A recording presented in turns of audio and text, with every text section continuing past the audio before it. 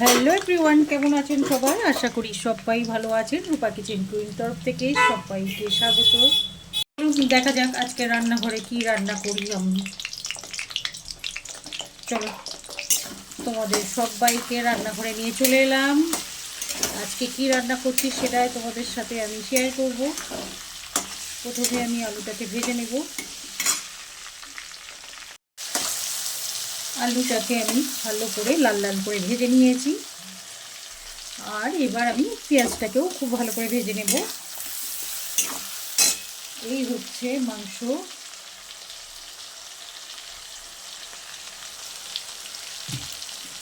এখানে আছে আদা, রসুন, পেঁয়াজ আর কাঁচা লঙ্কা, টমেটো। এটাকে আমি পেস্ট করে নেব।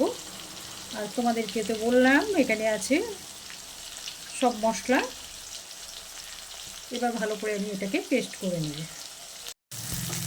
আমার হলো পেঁয়াজটা ভাজা হয়ে গেছে। আর যে মশলাটা আমি মিক্সার বাটিতে বেটে নিয়েছি সেটা এবার কষিয়ে নেব। এই মশলাটা দেওয়া হয়ে গেছে। আর একটু একটু করে জল দিতে হবে যাতে তলায় না লেগে যায়। আর এবার আস্তে আস্তে করে এবার কষিয়ে নিতে হবে। আর গ্যাসের আঁচটা না একটু কমিয়ে দিতে হবে। আর আস্তেই দিলে মশলাটা ভালো ভাজা হয়। আর মশলা তোমাদেরকে তো দেখালাম, বললাম যে আমি এখানে দিয়েছিলাম আদা, রসুন, পেঁয়াজ কুচনো অল্প একটু, আর একটু কাঁচা লঙ্কা, আর একটু দিয়েছিলাম সাথে টমেটো দিয়ে ভালো করে পেস্ট করে নিয়েছি। এবার ভালো করে এবার সেটা কষিয়ে নিতে হবে। এই কষানো চলছে। এবার আমি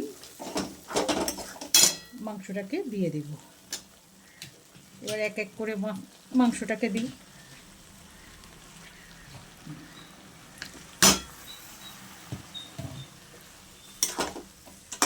এবার সব মাংসগুলো দেওয়া হয়ে গেছে। এবার আস্তে আস্তে এবার গ্যাসের আঁচটা বলো কমানো আছে। এবার একটু জোর দেব।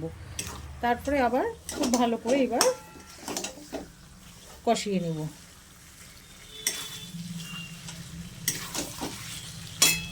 একটু একটু আমি টক দই দেব।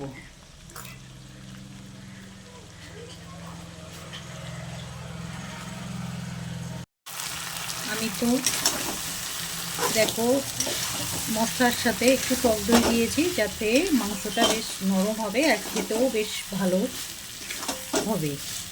এবার আস্তে আস্তে আমি মাংসটাকে ভালো করে কষিয়ে নেব। আর মাংসটা একটু সময় লাগবে।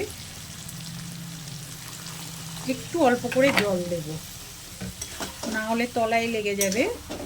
আর এইভাবে একবারও হলে খাবে, খেতে খুব ভালো। তোমরা একটু বেশি বেশি করে দেখবে আর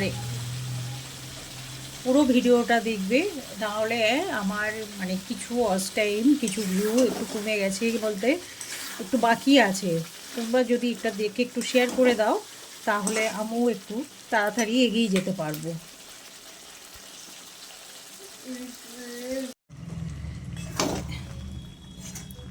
এবার বলো আমি গ্যাসের আঁচটাকে কমিয়ে দেব। এবার কেন বলো তো, মানে বেশি জোর দিলে হবে না, কষানোটা আস্তে আস্তেই করতে হবে। আর এই রান্নাটা বেশ ভালো লাগে, আদা রসুন পেঁয়াজ দিয়ে রান্নাটা দারুণই টেস্ট হয়। আর সাথে তো টমেটো দই দিয়েছি।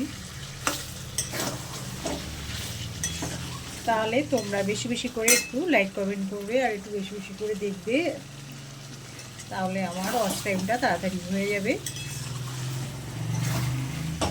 তোমরা পুরো ভিডিওটা দেখবে, স্কিপ করে চলে যাবে না।